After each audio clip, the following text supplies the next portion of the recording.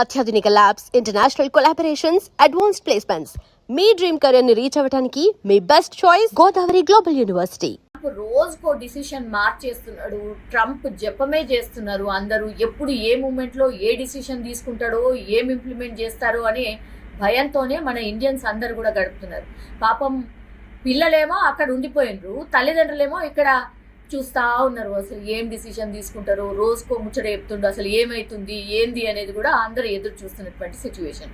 ప్రస్తుతం లేటెస్ట్గా ట్రంప్ తీసుకున్నటువంటి డిసిషన్ ఏంటంటే, ఇప్పుడు H1B వీసా హోల్డర్స్ ఎవరైతే ఉన్నారో, ఆల్రెడీ ఇండియాకు వచ్చిన వాళ్ళు ఎవరైతే ఉన్నారో, ఇక మీదట అమెరికాకి ఎంట్రీ లేదు అనేది ఒకటి. తర్వాత ట్రంప్ గోల్డ్ కార్డ్ అనేది ఇంకోటి మాట్లాడుతున్నారు. ఈ మేజర్ రెండు విషయాల గురించి మనం మాట్లాడే ప్రయత్నం చేద్దాం. మనతో పాటు జాయిన్ అవుతున్నారు pre bar associate from USA Bhumireddy Sai Srinivas Reddy గారు మనతో పాటు జూమ్ లో జాయిన్ అవుతున్నారు. సార్ నమస్తే. సార్ నమస్తే మేడం. సార్, ఇప్పుడున్నటువంటి పరిస్థితుల్లో ఐ డోంట్ నో, మీరైతే కూల్గా హ్యాపీగా మంచిగా నవ్వుతున్నారు, కానీ నిజం చెప్పాలంటే కూడా ట్రంప్ జపం రోజు చేస్తున్నాం సార్. మేమైతే రోజు ట్రంప్ గురించి మాట్లాడుతున్నాం. ఏదో ఒకటి మన ఇండియా గురించి ఏదో ఒకటి చెప్తూనే ఉంటాడు, చేస్తూనే ఉంటున్నాడు సార్. ఇప్పుడు లేటెస్ట్గా మనం ఫస్ట్ తీసుకోవాల్సింది H1B వీసాదారులు ఎవరైతే ఇక్కడ ఉన్నారో, ఇండియాలో ఉన్నారో, మళ్ళీ అమెరికాకి రావడానికి లేదు. ఇది తాత్కాలికమా లేకపోతే పర్మనెంట్ ఇటే ఉండిపోవాలా? ఇది మేజర్ క్వశ్చన్ సార్. సో అంటే బేసిక్ గా అంటే మీరు అన్నదానికి ఎందుకు ఎక్కువ మనం అంటే ముఖ్యంగా ఆంధ్రప్రదేశ్ లో కానీ తెలంగాణలో కానీ ఎక్కువ conversations only on the USA news గురించి ఉంటున్నాయి. ద రీజన్ ఏంటంటే ఎవ్రీ ఫ్యామిలీ నుండి ఎవరో ఒకరు అమెరికాలో ఉంటున్నారు. అదే one of the main reason. అంటే వాళ్ళ పేరెంట్స్ అక్కడ నుండి కన్సర్న్ కావడం, వాళ్ళ రిలేటివ్స్ అక్కడ నుండి కన్సర్న్ కావడం, మా వాడికి ఏమైతుంది అక్కడ అమెరికాలో అనే రీజన్ తప్ప దేర్ ఇస్ నథింగ్. అంటే రెగ్యులర్ గా జరిగే న్యూస్ లాగానే మనం ఇవన్నీ తీసుకోవాలనేది నా ఒపీనియన్ అండి ఎప్పుడైనా కానీ. And with respect to this, ఇప్పుడు ప్రస్తుతం ఉన్న ఇండియాలో నుండి ఇక్కడికి వచ్చే వాళ్ళకి కొంచెము ఈ వీసా ఇంటర్వ్యూస్ అనేది కొంచెము రీషెడ్యూల్ కావడం జరిగింది. అదే ఒక 4-5 నెలలకు రీషెడ్యూల్ కావడం జరిగింది. ఇది కంప్లీట్ గా తాత్కాలికంగానే మనం పరిగణించాలి తప్ప ఇక్కడే కానీ మనం భయాందోళన చెందాల్సిన అవసరం అయితే లేదండి. ఇది one of the main reason. ఎందుకు అనుకుంటానంటే, అంటే ఎందుకు ఇన్ని ఒక 6 నెలలు 5 నెలలు వీసా షెడ్యూల్స్ ఎక్కువ ముందుకు వెళ్ళిపోతున్నాయంటే, అంటే బేసిక్ థింగ్ అండి. 70% ఆఫ్ ద H1Bs ముఖ్యంగా భారతీయులకే ఉన్నాయి. దానిలో నాకు తెలిసినంత వరకు 40-45% దాకా ఓన్లీ తెలుగు రాష్ట్రాలకు చెందిన ఈ బీటెక్ విద్యార్థులకు లేకపోతే మాస్టర్స్ చేసిన విద్యార్థులకి ఎక్కువ H1B వీసాస్ వస్తున్నాయి. కాబట్టి అందుకే ద మెయిన్లీ ఫోకస్డ్ ఆన్ ఇప్పుడు హైదరాబాద్ కానీ చెన్నై కానీ ఇక్కడ ఎక్కువ కాన్సులేట్లు ఇంటర్వ్యూస్ అనేది ఎక్కువ ప్రొలాంగ్ ఎందుకు అవుతుంది అంటే one of the main reason ఇది. సో దాని తప్ప మనము ఎక్కువ దీన్ని భూతద్దం పెట్టి చూడాల్సిన అవసరం లేదైతే నా ఒపీనియన్. Yes sir. అంటే జనరల్లీ ఎమర్జెన్సీ ఉండి వచ్చిన వాళ్ళు, లేకపోతే హస్బెండ్ అక్కడే ఉండిపోయి వైఫ్ ఇక్కడ రావడమో, లేకపోతే వైఫ్ అక్కడే ఉండి హస్బెండ్ ఇక్కడ రావడమో, ఏముంది ఒక 1 month లో వచ్చేస్తానని అనుకోవడమో, ఇట్లాంటి వాళ్ళు చాలా మంది ఉండుంటారు సార్. ఇప్పుడు ఒక మేజర్ డౌట్ ఏంటంటే వాళ్ళకి అసలు జాబ్ వస్తుందా లేదా, అది H1B అసలు మనకు పడుతుందా లేదా, ఇక ఇటే ఉండిపోవాలా ఏంటి అనేది. ఎందుకంటే లాంగ్ పెట్టిండు కదా, అంటే 4-5 months వరకు వెయిట్ చేయాలి అని అంటే ఏమన్నా జరగవచ్చు కదా, మళ్ళీ రేపు వచ్చి ఏం చెప్తాడో అనే భయం కూడా ఒకటి ఉంది. మీరు చెప్పిన కన్సర్న్ అంటే విచ్ ఈస్ వెరీ ట్రూ అండి. అంటే జనరల్ గా ఇప్పుడు 1 month కి వెళ్లే వాళ్ళకి ఇక్కడ జనరల్ గా ఇప్పుడు మనము లీజ్ తీసుకొని ఉంటాం, 1 year లీజ్ తీసుకొని ఉంటాము. ఇక్కడ ఇండ్లు తీసుకున్న తర్వాత నెల రోజులకి మనం అంతా మొత్తం ఖాళీ చేసి అంతా సెట్ అవ్వద్ద సర్దుకొని మనం ఇండియాకి రాలేం. అంటే ఇక్కడ అన్ని సామాన్లు పెట్టి వెళ్ళిపోయింటాం. ఒక మీరు అన్నట్టు 4-5 నెలలు ఉన్నారు. 4-5 నెలలు రెంట్ కట్టాలంటే ఎంత కష్టమో ఒకసారి ఆలోచించుకోవాలి మనం కూడా. అంటే ఎందుకంటే thousands of dollars అనేది ఇక్కడ రెంటల్ ఛార్జెస్ అనేది ఉంటాయి. అది మీరు అన్నట్టు చాలా ఇబ్బందికరంగానే మారుతున్నాయి అని అయితే నేను అనుకుంటున్నాను.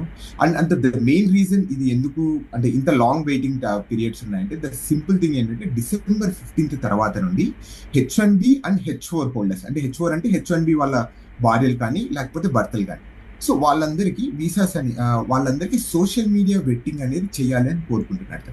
సోషల్ మీడియా వెట్టింగ్ అంటే వాళ్ళ సోషల్ మీడియా అకౌంట్కి వెళ్ళేసి ఓకే ఇతను అమెరికన్ నేషనల్ సెక్యూరిటీ కానీ అమెరికన్ వాల్యూస్ మోడల్స్ కానీ అగేన్స్ట్ ఏమన్నా వర్క్ చేస్తున్నాడా, సో లేదా ఇతను చేసే జాబ్ అంటే H1Bలో చేసే జాబ్ అట్లానే ఇక్కడ చూపించే జాబ్ అండ్ సోషల్ మీడియాలో చూపించే జాబ్ అన్ని ఒకటే కాదా అనేది క్రాస్ వెరిఫై చేసుకున్న తర్వాతే వాళ్ళు వీసా ఇష్యూ చేస్తారు అనేది చెప్పడం జరుగుతుంది. ఎందుకండి అంటే ఈ సోషల్ మీడియా అకౌంట్స్ మీద ఇంత కాన్సన్ట్రేషన్ ఎందుకు చేస్తున్నారు ఈ మధ్యకాలంలో చాలా టైమ్స్? ఎందుకు అట్లా? అంటే ద మెయిన్ రీజన్ అంటే నా పర్సనల్ ఒపీనియన్ నేను ఇక్కడ చెప్తాను. ఐ డోంట్ నో లైక్ అంటే కరెంట్ అడ్మినిస్ట్రేషన్ ఎట్లా ట్రీట్ చేస్తుందని అయితే ఐఎమ్ నాట్ ష్యూర్.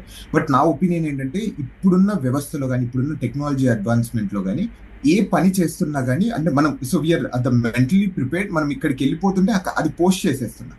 అంటే మన ఆ ఫుట్ ప్రింట్ అనేది క్లియర్ గా తెలిసిపోతుంది. అంటే నువ్వు ఎక్కడున్నావు, ఏం చేస్తున్నావు అని ప్రపంచానికి తెలియాలని మనం ప్రతిదీ పోస్ట్ చేస్తున్నాం. సో దట్స్ వేర్ వీళ్ళు మన యాటిట్యూడ్ కానీ మన బిలీఫ్స్ కానీ ఇవన్నీ క్లియర్ గా మనం సోషల్ మీడియాలో ప్రూవ్ చేస్తున్నాం. మనం even like freedom of speech అనేది చాలా ఓపెన్ గా వచ్చేసింది because of the Facebook, Instagram, Twitter ద్వారా.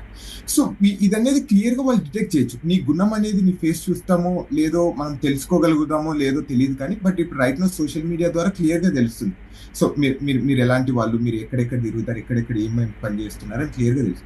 అది కనుక్కోవడానికి ఇలా చేయడం జరుగుతుంది. అండ్ సింపుల్ గా ఏంటంటే H1B అనేది మీకు చాలా క్లియర్ గా తెలుసు. ఇక్కడ స్పెషాలిటీ ఆక్యుపేషన్ ద్వారా ఒక ఆ జాబే చేయాలి మనకి ఆ H1B ఉన్నంతవరకు. ఇప్పుడు ఫర్ ఎగ్జాంపుల్ ఇప్పుడు ఎవరైనా వచ్చేసి లింక్డ్ఇన్ లో నేను ఈ జాబ్ చేస్తున్నాను ఇక్కడ ఉన్నాను అంటారు, కానీ H1B లో వేరే జాబ్ పెట్టింది. సో దానికి కాంట్రడిక్షన్ అనేది వస్తుంది.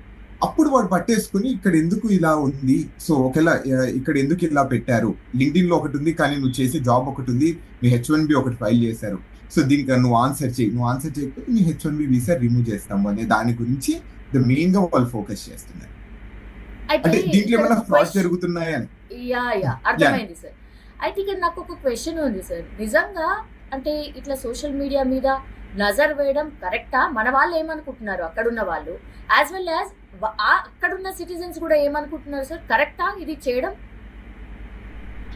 సో అంటే అది నీకు కరెక్టా కాదా అనేది కంప్లీట్లీ డిఫరెంట్ డిబేట్ అండి. అంటే యూజువల్ గా జనరల్ గా అంటే if you are the citizens of this country అది కరెక్ట్ కాదు అని అయితే నేను అనుకుంటాను. అంటే బట్ కానీ ఇక్కడ ఏమంటున్నారంటే every visa issuance is adjudication to the national security అని చెప్తున్నారు. అంటే నేను ఒక వ్యక్తిని బయట నాన్ ఇమిగ్రెంట్ నేను కంట్రీలోకి తీసుకొని రావాలంటే అది నేను నా నేషనల్ సెక్యూరిటీ పనంగా పెట్టి నేను అతన్ని లోపలికి తీసుకొని వచ్చి నా దేశస్తులను నేను కాపాడుకోవాలి అనేది వీళ్ళు చేస్తున్న ఆర్గ్యుమెంట్. సో అంటే కరెంట్ అడ్మినిస్ట్రేషన్ చేస్తున్న ఆర్గ్యుమెంట్. అంటే దాని బేసిస్ మీద వాళ్ళు ఏమంటున్నారంటే మీరు ఇక్కడ కంట్రీలోకి వస్తున్నారు, మేము ఒక 2-3 నిమిషాలలో మీకు వీసా ఇష్యూయన్సా లేకపోతే రిజెక్టా చేస్తున్నాము, మీ గురించి అనేది మాకు తెలియాలి, మీరు అంటే ఏం చేయడానికి వస్తున్నారు, ఏం చేస్తున్నారు, ఎక్కడెక్కడ ఉంటున్నారని మాకు తెలియాలి, కాబట్టి మేము ఆ సోషల్ మీడియా వెట్టింగ్ అనేది మ్యాండేటరీగా చేస్తున్నాం, దాన్ని చూసిన తర్వాత మేము మీకు వీసా ఇష్యూ చేస్తామని చెప్తున్నాం. దీనికి 2 రీజన్స్ ఉన్నాయండి. మీరు బాగా చూసుకుంటే ఏప్రిల్ మంత్ లో కొన్ని స్టూడెంట్ వీసాస్ మీద ఇష్యూస్ జరిగాయి. అంటే వీసాస్ రివోక్ అయిపోయాయి సుమారు 8,500 మంది. అండ్ అక్కడ నుండి స్టార్ట్ అయింది మీ సోషల్ మీడియా బెట్టింగ్ అనేది. అక్కడ నుండి విద్యార్థులకు స్టార్ట్ కావడం జరిగింది. మళ్ళీ లేటర్ ఈ మధ్య ఒకటి వైట్ హౌస్ దగ్గర ఒక చిన్న అటాక్ జరగడం జరిగింది. అంటే చిన్నది కాదు, చాలా పెద్దది, which is barberry. 2 national guards, చాలా పెద్దది, which is against humanitarian thing. So అది జరిగినప్పుడు అతను బెట్టింగ్ అనేది లేకపోవడం వల్లనే ఇలాంటి సంఘటనలు జరుగుతున్నాయని ఒక ఒపీనియన్కి వెళ్ళిపోతుంది. సో రైట్ నో అందరికి బెట్టింగ్ అనేది జరుగుతుంది. అంటే మోస్ట్ ఆఫ్ ద హోల్డర్స్ ఇప్పుడు F1 వాళ్ళకి కానీ SLM కానీ నెక్స్ట్ హైయెస్ట్ పీపుల్ ఎవరు US లో ఉన్నారంటే ఈ H1B హోల్డర్స్. ఓకే వీళ్ళకి కూడా పెట్టేయాలని వీళ్ళకి కూడా పెట్టేయడం జరుగుతుంది అంతే. అచ్చా, ఓకే. ఇప్పుడు అక్కడ ఉన్న వాళ్ళు అందరికీ కూడా ఇప్పుడు సోషల్ మీడియాకి సంబంధించి పూర్తిగా ఇన్ఫర్మేషన్ తెలుసుకుంటున్నారా? As of now it's a process. So అలా తెలుసుకోలేదండి ప్రస్తుతానికి. అంటే ఇప్పుడు ఏమవుతుందంటే ఇప్పుడు మీకు వీసా అనేది ఎక్స్పైర్ అయిపోయి ఉంటుంది. మీరు ఇక్కడ ఉన్నప్పుడు 3 ఏళ్ళక లేకపోతే 5 ఏళ్ళక మళ్ళీ రిటర్న్ రావాలి అన్నప్పుడు, మీరు భారతదేశానికి వచ్చి రిటర్న్ రావాలనుకున్నప్పుడు వీసా స్టాంపింగ్కి వెళ్తారు. ఆ వీసా స్టాంపింగ్కి వెళ్ళినప్పుడు మాత్రమే మీ సోషల్ మీడియా అకౌంట్లు వాళ్ళకి ఇస్తారు. ఇచ్చేసి DS-160, 260 ఆ ఫామ్ లో మనము సోషల్ మీడియా అకౌంట్స్ ఇచ్చిన తర్వాత వాళ్ళు అది క్రాస్ చెక్ చేసుకున్న తర్వాత మనకు వీసా ఇష్యూ చేస్తారు. ఈ దేశంలో ఉన్న వాళ్ళకి మాత్రం ప్రస్తుతానికైతే అలాంటి సమస్యలు అయితే ఏముండవు. ఓన్లీ బయట నుండి రావాలనుకున్న వాళ్ళకి మాత్రమే ఈ సోషల్ మీడియా వెట్టింగ్ అనేది ప్రస్తుతానికి జరుగుతుంది. అది ఓన్లీ December 15 తర్వాత నుండి అమల్లోకి రాబోతుంది. అచ్చా, ఇప్పుడు సార్ ఇక్కడ ఉన్న వాళ్ళు ఎవరైతే ఇండియాకి వచ్చిర్రో H1B కి సంబంధించిన వాళ్ళు 4-5 months అంటున్నారు. ఇప్పుడు నెక్స్ట్ టార్గెట్ మరి అక్కడున్న వాళ్ళని పెట్టుకొని అక్కడున్న వాళ్ళని కూడా పంపించే కార్యక్రమం జరుగుతుందా అనేది ఒకటి. అసలు H1B వీసాలు అసలు ఇష్యూ చేస్తారా లేదా ఇక మీదట అనేది 2 సార్. ఇవి 2 డౌట్స్ ఉన్నాయి. Okay, let's take a simple example అండి. అంటే క్లియర్ గా కరెంట్ అడ్మినిస్ట్రేషన్ చెప్తుంది అంటే H1B కానీ లేకపోతే స్కిల్ వర్కర్స్ అనే వాళ్ళు మనకు కావాలి, అమెరికా గ్రేట్ అగైన్ కావాలి అంటే తప్పకుండా H1B వర్కర్స్ అనేది కావాలి అనేది వాళ్ళు చాలా క్లియర్ స్టాండ్ తో ఉన్నారు. అంటే వాళ్ళు చేస్తున్న ఆర్గ్యుమెంట్స్ ఏంటంటే దీంట్లో కొంచెం ఫ్రాడ్ అనేది జరుగుతుంది, అంటే కొంతమంది ఏదో మిస్యూజ్ చేస్తున్నారు. అంటే అఫ్ కోర్స్ ఎవ్రీ సిస్టమ్ లో ఉంటుంది, మనం ఇక్కడని కాదు ఏ సిస్టమ్ లో అయినా కానీ 1-2% అనేది ఫ్రాడ్ అనేది అంటే అవును. దాన్ని మోర్ ఫోకస్డ్ గా అది కూడా అనేది ఉండకూడదు అంటే 100% ట్రాన్స్పరెన్సీ ఉండాలని ఒక ఇంటెన్షన్ తోనే ఇలా చేస్తున్నారని అయితే నేను అనుకుంటున్నాను. Yeah sir. So and there is అంటే ఇక్కడ ఉన్న వాళ్ళకి H1B వీసాస్ రిమూవ్ చేస్తారా లేదా అనేది దే కెనాట్ రిమూవ్ ఇట్ అండి. అది కంప్లీట్ గా కాంగ్రెస్ అనేది అప్రూవ్ చేసింది. అంటే కాంగ్రెస్ అనేది అప్రూవ్ చేసిన తర్వాత మళ్ళీ రిమూవ్ చేయాలంటే అది ఎవరికి అథారిటీ ఉంటుంది? ఓన్లీ కాంగ్రెస్ మాత్రమే అథారిటీ ఉంటుంది. అంటే ఇప్పుడు మన భారతదేశంలో పార్లమెంట్ కి ఎట్లా అథారిటీ ఉంటుంది, ఇక్కడ కాంగ్రెస్ అండి. సో వాళ్ళకి మాత్రమే అథారిటీ ఉంటుంది. సో వాళ్ళ లేనిది మామూలుగా ఒక వ్యక్తి కానీ లేకపోతే ఒక వేరే వ్యవస్థ కానీ దాని గురించి డెసిషన్ తీసుకోలేదు అనేది క్లియర్ గా రాజ్యాంగం అనేది క్లియర్ గా రాసింది.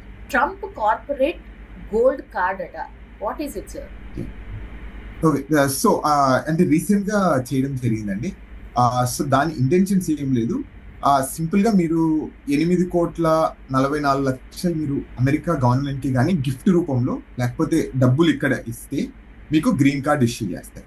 సింపుల్ గా అంటే ట్రంప్ గోల్డ్ కార్డ్ అంటారు దాన్ని. అంటే 8,44,00,000 మీరు అమెరికా గవర్నమెంట్ కనుక మీరు గిఫ్ట్ రూపంలో ఇస్తే మీరు గ్రీన్ కార్డ్ ఇస్తారు. మీరు ఇక్కడ స్వేచ్ఛగా లేకపోతే స్వతంత్రంగా మీరు అమెరికా దేశంలో మీరు ఉండొచ్చు అనేది సింపుల్ గా. సో దాన్ని ట్రంప్ గోల్డ్ కార్డ్ అండి. Okay, so the Trump card మన లెక్క ప్రకారమే 8,44,00,000 అండి. అంటే ఇక్కడ $1 million. సార్ 8,44,00,000 అంటే ఇక దండం పెట్టేసి మాకొద్దు కార్డు అనే వాళ్ళే ఎక్కువ ఉంటారా, లేకపోతే అది తీసుకునే వాళ్ళు కూడా ఉన్నారా? ఓకే, ద క్రేజియస్ట్ థింగ్ నాకు ఈ రోజు తెలిసింది, దానికి 10,000 మంది వెయిట్ లిస్ట్ లో ఉన్నారు ఆ కార్డు తీసుకొని. 10,000 మంది. So 10,000 people. So you don't believe it, 10,000 people. అవునా? You can calculate the amount. సుమారు 84,000 కోట్లు. సార్ జస్ట్ ఒక కార్డ్ అమ్మితే సార్ మన వాళ్ళు ఉన్నారు అందులో. 8,40,00,000. ఇంకా అది క్లియర్ గా తెలియదు. బట్ అంటే జస్ట్ ఆ వెయిట్ లిస్ట్ లో ఉన్న జస్ట్ ఒక కాన్వర్సేషన్ లో చెప్పడం జరిగింది, 10,000 మంది దీనికి వెయిట్ లిస్ట్ లో ఉన్నారు, మీకు ఎవరికి తెలియదు. So I was completely shocked. Yeah, నిజంగా మీరే షాక్ అయితే మేమైతే డబుల్ షాక్ కావాల్సిందే. సార్ ఎన్ని కార్డ్స్ కి ఏమన్నా లిమిట్ పెట్టుకున్నాడా? అంటే ఎన్ని కార్డ్స్ ఇవ్వచ్చు అనేది ఏమైనా పెట్టుకున్నారా? నో ప్రస్తుతానికైతే ఏం లిమిట్ అయితే ఏం లేదండి. Okay, let me explain you. అంటే 2 different types ఆఫ్ కార్డ్స్ ఉన్నాయి ప్రస్తుతానికి. ఫస్ట్ థింగ్ అంటే Trump gold card. Trump gold card అంటే ఇండివిజువల్. అంటే ఇప్పుడు మీరు అమెరికాకు వచ్చేసి సెటిల్ కావాలి అనుకుంటే మీరు ఫస్ట్ $15,000 ఫీజు కట్టాలి. అంటే మిమ్మల్ని ఫస్ట్ వెట్టింగ్ అనేది చేస్తారు. అంటే జస్ట్ అంటే మీరు ఎలిజిబిలిటీ ఉంటారా లేదా అని చేసిన తర్వాత మళ్ళీ దాని తర్వాత సుమారు $1 million అంటే 8,44,00,000 మీరు గిఫ్ట్ రూపంలో, ఇక్కడ అదే గిఫ్ట్ రూపంలో, అంటే ఇది మన జీవితాంతం వెనక్కి రాదు. సో ఆ గిఫ్ట్ రూపంలో ఇక్కడ ఇచ్చిన తర్వాత మీరు ఇక్కడ గ్రీన్ కార్డ్ అనేది ఇష్యూ చేస్తారు. దాని తర్వాత మీరు సిటిజన్షిప్ అవుతారు అనేది క్లియర్ గా చెప్పడం జరిగింది. అండ్ ఇక్కడ ఇంకొక చిన్న తిరకాసి ఏంటంటే, ఇప్పుడు ఫర్ ఎగ్జాంపుల్ నేను ఒక $1 million డబ్బులు కట్టానుకో, ఒకవేళ నా పిల్లలు నా భార్యని కూడా నేను అమెరికాకి తీసుకొని రావాలంటే నేను తీసుకొని రాలేను. వాళ్ళకు కూడా సపరేట్ గా $1 million ఒక్కొక్కరికి కట్టాలి. అది రూల్. అంటే అంటే ఫ్యామిలీ ఆఫ్ 4 ఒక్కొక్కరికి $1 million. ఓకే, సో అంటే ఫ్యామిలీ ఆఫ్ 4 రావాలి అంటే సుమారు 36 కోట్లు డబ్బులు కట్టాలి. డబ్బులు కట్టిన తర్వాత so you gonna get the green card అని. So next is the Trump corporate card అనేది ఒకటి పెట్టడం జరిగింది, కార్పొరేట్ గోల్డ్ కార్డ్. అంటే ఇది ఓన్లీ కంపెనీస్ కి. అంటే ఇప్పుడు ఒక పెద్ద కంపెనీ, ఇప్పుడు అమెజాన్ లాంటి కంపెనీ ఒక ఎంప్లాయీని హైర్ చేసుకోవాలంటే ఏంటంటే ఇప్పుడు H1B ద్వారా హైర్ చేసుకుంటారు, లేకపోతే వాళ్ళు F1 లేకపోతే STEM OPTలో. ఇప్పుడు దీని ద్వారా ఏమవుతుందంటే ఒక పోస్ట్ కి, ఒక జాబ్ కి $2 million వాళ్ళు కనుక డబ్బులు కట్టి ఒక ఎంప్లాయీని వీళ్ళు ఇక్కడ హైర్ చేసుకుని ఇక్కడ పెట్టుకోవచ్చు. అంటే ఇది 1 time ఫీజ్ ఒక పొజిషన్. అంటే సో విచ్ ఇస్ కంప్లీట్లీ అంటే కొన్నిసార్లు బెనిఫిట్ అనేది అనుకుంటున్నాను నేను. అంటే ఏమంటే ఇది సుమారు 16 కోట్ల నుండి 17 కోట్ల రూపాయలు ఒక్కొక్క వ్యక్తికి కట్టాలి. ఆ కట్టిన తర్వాత వీళ్ళు వచ్చి జాబ్ చేయొచ్చు. అండ్ ఇక్కడ ఇంకొక అడ్వాంటేజ్ ఏంటంటే, ఇప్పుడు ఫర్ ఎగ్జాంపుల్ కొంతమంది జీవితాంతం అదే కంపెనీలో వచ్చే, అంటే మిగతా కంపెనీలు రోజు మారుతుంటారు. సో వాళ్ళకి ఏం చేశాడంటే 5% అనేది ఫీ రూపంలో కట్టిన తర్వాత మీరు వేరే ఎంప్లాయీని హైర్ చేసుకోవచ్చు. అంటే ఇప్పుడు ఫర్ ఎగ్జాంపుల్ నన్నే హైర్ చేసుకున్నాను, నేను వెళ్ళిపోయిన తర్వాత వేరే వాళ్ళని హైర్ చేసుకోవాలంటే మళ్ళీ $2 million కట్టాల్సిన అవసరం లేదు. జస్ట్ ఒక 5% $2 million 5% ఫీజు కట్టేసి మనం తీసేసుకోవచ్చు వేరే వాళ్ళు. అది one of the best advantage. Yeah correct. అంటే ఇక్కడ ప్రాబ్లం ఏంటంటే అంటే 10,000 మంది 8,44,00,000 కట్టే వాళ్ళు ఉన్నారా అనే దాని గురించి నేను చాలా వండర్ అవుతున్నాను ప్రస్తుతానికి. Super sir. అంటే ఒక కంట్రీకి ఓసారి అంటే గిఫ్ట్ లేగా ఇచ్చేయడమే డబ్బులు, అంతే కదా sir? As simple as that. అంతే అండి. ఏవి కూడా అయ్యా. మనకు అంటే బ్యాక్ రావు, దీన్ని ఏమంటారు, డబ్బులు అయితే బ్యాక్ రావు. ఇంకా బ్యాక్ గిఫ్ట్ అంతే. అండ్ దానికి 10,000 మంది ఉన్నారండి ఆల్రెడీ. ఇంకెంతమంది ready to pay. వస్తారు ఫర్దర్ గా? ఇంకెంతమంది? సో ఆ వెబ్సైట్ లో కూడా అక్కడ అదే రాయడం జరిగింది. అంటే ఏంటంటే సో అమెరికాలో నివసించడం కానీ అమెరికన్ డ్రీమ్ చేస్ చేయడం కానీ it comes with the expenditure అంటే it comes with the cost అనే దాని గురించి అంటే ఈ కాస్ట్ పెట్టడం జరిగింది. ఎవరైనా కానీ అమెరికాలోకి రావాలనుకుంటే మాత్రము అంటే ఈ కంట్రీని లేకపోతే ఈ కంట్రీ ఉన్న మోరల్స్ కానీ కాన్స్టిట్యూషన్ ని దే వాంట్ టు అపీల్ అనుకుంటే మాత్రం తప్పకుండా they need to come through this route అనేది వాళ్ళు చెప్పడం. ఎందుకు ఇంత కాస్ట్లీ పెట్టారు అంటే దానికి ఈ ఆర్గ్యుమెంట్స్ అనేది చేస్తున్నారు. అంటే అమెరికన్ డ్రీమ్ చేసుకోవాలని తప్పకుండా you need to bear it. yes sir. ఆ డ్రీమ్ And- చేసుకోవడానికి ఇంకోటి- కూడా రెడీ ఇంకోటి ఉన్నారు అని. సార్ చెప్పండి సార్. యా అంటే ఇంకొకటి కూడా ఏంటంటే అండి మీరు వినింటారు EB-5 వీసా అనేది ఉంటుంది. ఇది కూడా ఇన్వెస్టర్ వీసా అని మీరు వినింటారు. 800K కట్టేస్తే మనకు గ్రీన్ కార్డ్ వస్తుంది 2-3 సంవత్సరాల్లో అనేది. అవును. సో ఇది కంప్లీట్ గా డిఫరెంట్ అండి. అంటే మనం మర్జ్ చేసి మాట్లాడుకోకూడదు. EB-5 లో ఏమవుతుందంటే ఇక్కడ మీరు ఇన్వెస్ట్ చేయాలి, డబ్బులు ఇన్వెస్ట్ చేసి ఒక 10 మందికి ఉద్యోగాలు ఇస్తే అంటే అది కూడా 800K అంటే సుమారు 6 కోట్ల నుండి 7 కోట్ల రూపాయలు ఇక్కడ మీరు ఇన్వెస్ట్ చేస్తే ఇండియన్ రూపీస్ లో ఇన్వెస్ట్ చేస్తే 2-3 సంవత్సరాలకి మీ గ్రీన్ కార్డ్ ఇష్యూ చేస్తారు. అది ఆ ప్రాజెక్ట్ కంప్లీట్ అయిపోయిన తర్వాత మీకు 5 ఏళ్ళక 6 ఏళ్ళక లేకపోతే 10 ఏళ్ళక డౌన్ ద 10 years లైన్ మీకు ఆ డబ్బులు అనేది రిటర్న్ వస్తాయి. కానీ ఈ విషయంలో డబ్బులు రిటర్న్ రాదు. అదే సింపుల్, రెండు డిఫరెన్స్. అచ్చా సార్. ఈ Yeah. EB-5 అనే దీని అంటే ఇది ఎక్కువ మంది ఉన్నారా సార్ ఇట్లాంటి వాళ్ళు, లైక్ స్టార్ట్అప్ కంపెనీస్ లాగా యుఎస్ లో సంథింగ్ లైక్ దట్? అంటే అట్లేం లేదండి. పెద్ద హై ఎండ్ ఇండివిజువల్స్ ఉంటారు. అంటే అమెరికాలో త్వరగా గ్రీన్ కార్డ్ రావాలి అంటే మనం ఎక్కువ వెయిటింగ్ లో ఉండాలి అంటే ఈ మధ్య చాలా మంది కడుతున్నారండి మన భారతీయులు. మీకు ఇక్కడ కూడా షాకింగ్ న్యూస్, 1600 మంది ఇంకా వెయిటింగ్ లిస్ట్ లో ఉన్నారు. మనం ముఖ్యంగా భారతీయులు, ఓన్లీ భారతీయులు 1600 మెంబర్స్ ఇంకా వాళ్ళకు ఆ వెయిటింగ్ లిస్ట్ లో ఉన్నారు in order to get approval. Okay. Only ఇది ఇండివిజువల్స్. ఇది ఏమైతుందంటే అందరూ అంటే ప్రస్తుతం ఉన్న సిచ్యువేషన్స్ లో ఏమైతుందంటే గ్రీన్ కార్డ్ రావాలంటే 30-40 సంవత్సరాలు పడుతుంది. అంటే ఇంకా ఏమన్నా ఎక్కువ పడుతుందేమో. ఇదైతే బెటర్ కదా. EB-5 అయినా అనుకో అంటే జస్ట్ ఇన్వెస్ట్ చేసేసి మళ్ళీ కావాలంటే మనకు రిటర్న్ ఈ రోజు రాకపోయినా రేపైనా డబ్బులు వస్తుందని ఒక ఇంటెన్షన్తో ముఖ్యంగా మన భారతీయులు mainly focus on EB-5 right. So మొన్నటి వరకు గత ఒక 4-5 ఏళ్ల వరకు ఎవరైనా తీసుకునే వాళ్ళు కాదంట. Right no everyone is more on EB-5 sir. ఇప్పుడు Trump platinum card, what is it sir? దీనికి దానికి ఏంటి డిఫరెన్స్? అంటే it's all about the amount అండి. సో ట్రంప్ ప్లాటినం కార్డు కావాలంటే $5 million కట్టాలి.